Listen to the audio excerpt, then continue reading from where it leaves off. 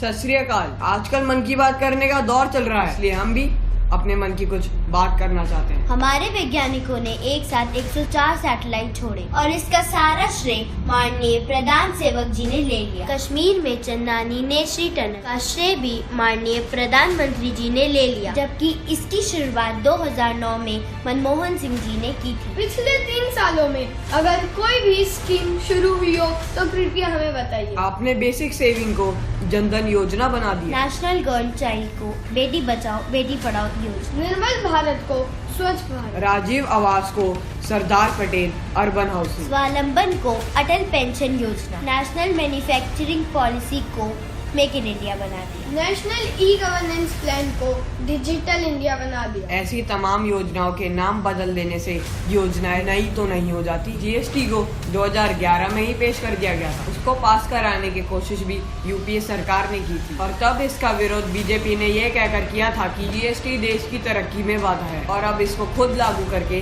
प्रधान सेवक जी ने इसका भी श्रेय ले लिया है। मनरेगा की इतनी फजीयत आपने की और अब उसको ही आपने आगे बढ़ाया। आपने आधार कार्ड का भरपूर विरोध करा और अब खुद ही इसको हर चीज में जरूरी बनाने की कोशिश की जा रही है। नोटबंदी से कितना काला धन वापस आया वो आप देश को बताइए। नोटबंदी से आतंकवाद पर कितना अंकुश लगा है ये सबको दिखाई दे रहा है। आज तक इतिहास में कोई भी प्रधानमंत्री बॉर्डर और सेना की गतिविधियों को लोगों के बीच नहीं लाए, लेकिन आपने कारगिल युद्ध सर्जिकल स्ट्राइक को चुनावी मुद्दा तक बना दिया, जबकि सर्जिकल स्ट्राइक पहले भी कई बार हुई है। खैर प्रधान सेवक जी, हमारे मन की बात तो यह है कि आपकी पार्टी 23 जनवरी 2014 को करेंसी बदलने का विरोध करती है और आप 8 नवंबर 2016 को खुद करेंसी बदल डालते हैं। आपकी पार्टी 2013 में 85 रुपए प्रति किलो तुअर दाल बिकने पर पूरे देश में महंगाई का विरोध करती है और आपके शासन में तुअर की दाल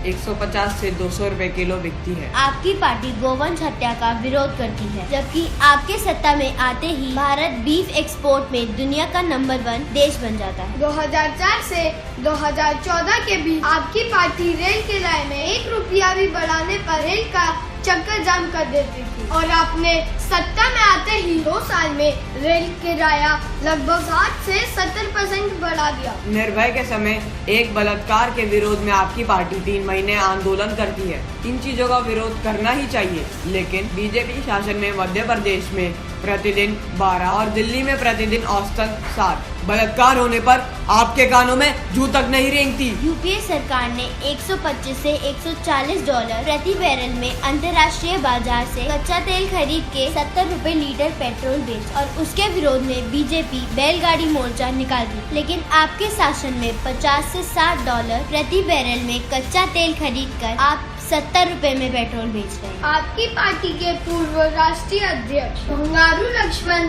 भ्रष्टाचार के पैसे लेके रंगे हाथ पकड़े जाते हैं और फिर भी आपकी पार्टी ईमानदार है, बाकी सब भ्रष्टाचारी। आप कहते हैं कि आप प्रतिदिन 18 घंटे काम करते हैं और 3 साल में आपने देश का कुछ विकास किया हो तो ऐसा कुछ नजर नहीं आता। आपने 100 दिन में सारा काला धन लाने का वादा करा और 1100 दिन में भी आप विदेश से काला धन न ला पाए। आपने किसानों को उनके उत्पादन खर्च पर 50% लाभ देने का वचन दिया और पिछले 3 सालों में किसानों के उत्पाद का सरकारी खरीद रेट 1 रुपया भी नहीं बढ़ाया। आपने एक भारतीय जवान के बदले 10 पाकिस्तानी सर लाने का वादा किया था और पिछले 3 साल में एक के बदले आधा सर भी नहीं ला पाए। आप खुद तो काले धन की बात करते और अपने ही चुनाव में 11,000 करोड़ का खर्च करते हो। इन सब सवालों के जवाब देश आपसे चाहता है।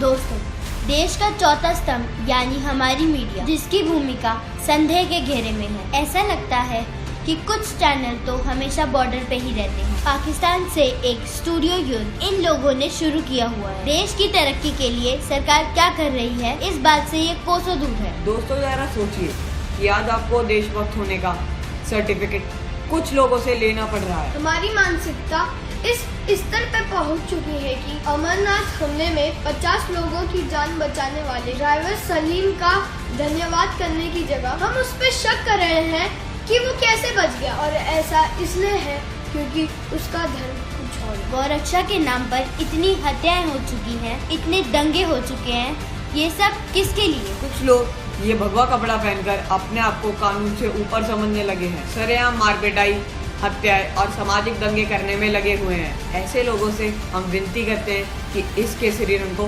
बदनाम ना करें।